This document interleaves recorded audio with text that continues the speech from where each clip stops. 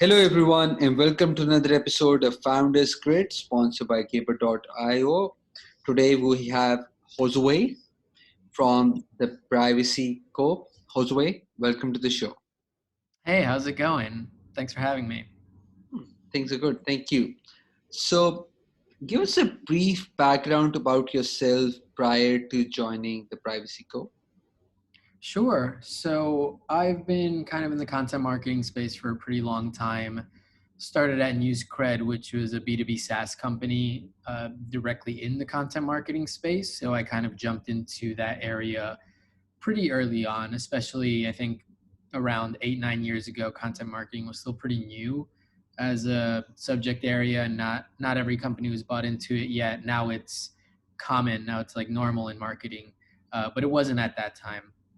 And then I then moved on to Security Scorecard, where I uh, basically led the content marketing team on my own. And again, B2B SaaS, cybersecurity, which was a pretty new industry for me. And then went to Trustpilot, where things got much bigger. Trustpilot is a much larger global company. I was leading the global department for content there, managing people in the UK, making sure Australia was all set, rest of the world, Asia Pacific, kind of all of these different territories. And then I then moved on to the B2C space. So rather than just being B2B, I wanted to take a stab at, some more consumer marketing. So I moved on to Capital, which is a savings and finance app. And then I landed here at the Privacy Co., where this is kind of like the newest company I've been in. I was essentially the third hire about a year and a half back. And yeah, we've kind of come a long way from there. Nice, interesting journey. So, how's the experience so far at the Privacy Co? And can you tell us a bit more about your role at the Privacy Co? Sure. So the Privacy Co really started as a stealth company, just because I started when it was very early on. What we were building was an app for consumer privacy, for online privacy. We hear all around the news, like Facebook is taking your data, Instagram is taking your data. Like people say, oh, they're listening to me, they're giving me all these ads. There was that Cambridge Analytica fallout. All of that stuff really revolves around online privacy and data rights. And the Privacy Co is building an app to kind of address these concerns. Me personally, specifically, I was leading the social media and content marketing fronts. So when it comes to online privacy and security, reputation is really big. So we really focused on kind of building our reputation among the privacy and security experts on social media, so that when we did eventually launch the app, which we did several months ago, those experts wouldn't be like, oh, who is this, can you trust them, like maybe they're doing the thing they're warning you against. And we did a pretty good job of kind of really cementing ourselves among that uh, peer group and among those experts, so we had some kind of clout there already. And then the other half of kind of my function was building out a bit of an online magazine called theprivacy.com. And there I did a lot of the writing for the website, and we posted, news articles a couple times a week, kind of in-depth blog posts, deep dives, anything about, what browser you should use for privacy, is online dating kind of safe if you're concerned about, your location data getting out there, things like that. Got it. Makes sense. So, just trying to make the conversation much more relevant towards recent times, right? The need Mhm. for content, digital marketing has kind of like exponentially increased since COVID came. So, have you felt the same pressure in that regard, and how you've been able to manage your team more efficiently? I think a little bit. It's I think we were doing the COVID thing before COVID, to be honest. Our team was somewhat distributed. We had a very small WeWork in New York City, and it was pretty normal for people to either take the day from home or not necessarily come to the office all the time, just because we had engineers that weren't in house. We were working with a lot of agencies. We were working with a lot of contractors, so kind of that distributed dynamic was already a little bit put into place. And then once COVID hit and remote work was a necessity, I think we adapted pretty well. And the way it works right now, we run primarily through Slack. We meet as often as we need to, but don't we try not to be extraneous about it. We don't kind of overbook our schedules with meetings. Anything that can be done on Slack is done on Slack. And I think we've kind of eventually found a good way of working together, even though we haven't seen each other face to face in so long. Got it. Makes sense. So, okay. So, you're based in New York, right? And since if you look at the articles that have been coming out since July onwards, in regards to mental health and the creativity and those kind of things. So, have you felt that pressure in your teams and how you've been able to manage that?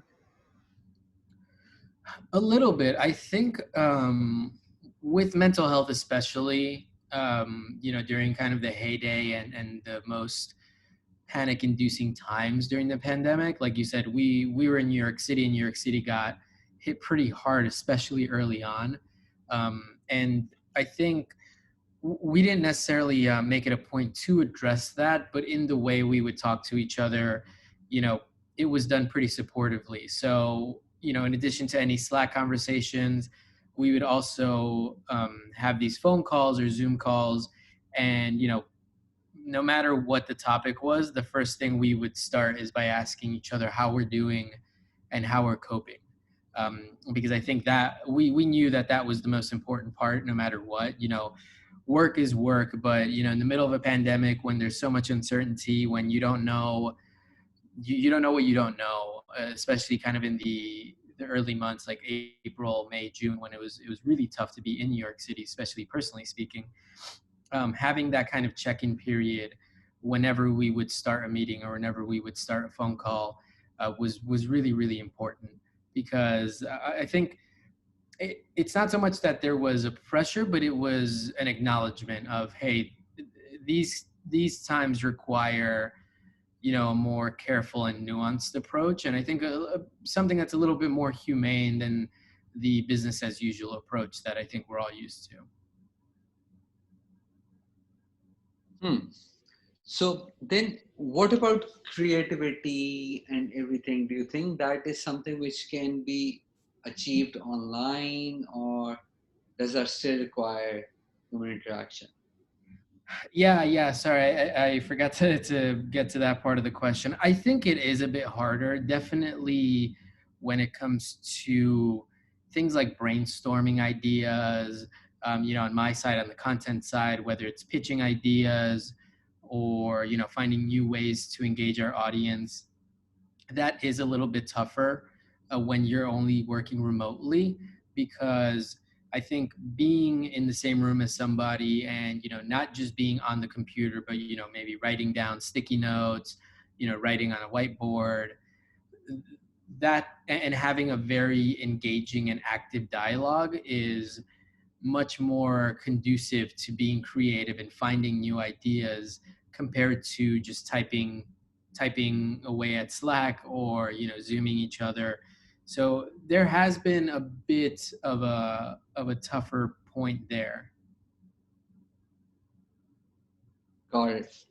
So, and what kind of like activities? Sorry, my question are more towards remote, because at Caper we encourage remote working and practices that team use to be better and more productive.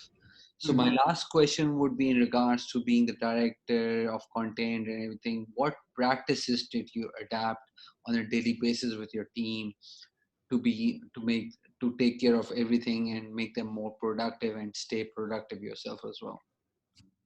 Yeah, I think checking in on kind of like a daily basis was really really helpful. You know, overall the Privacy Coast team is pretty small, but I know that those kinds of daily check-ins, one, makes it feel a little bit more like, you know, we're all still working together and we're all still kind of here in the same, you know, remote channel. So those daily check-ins, just to make sure everybody's taken care of and everybody's being listened to. um, Also kind of adhering to a schedule, so either, you know, every Wednesday or every Friday, you know, having more of a structured meeting where we're going over outstanding projects that are going to come in the near future, and then leaving some room for kind of open-ended exercises or open-ended um, kind of problems.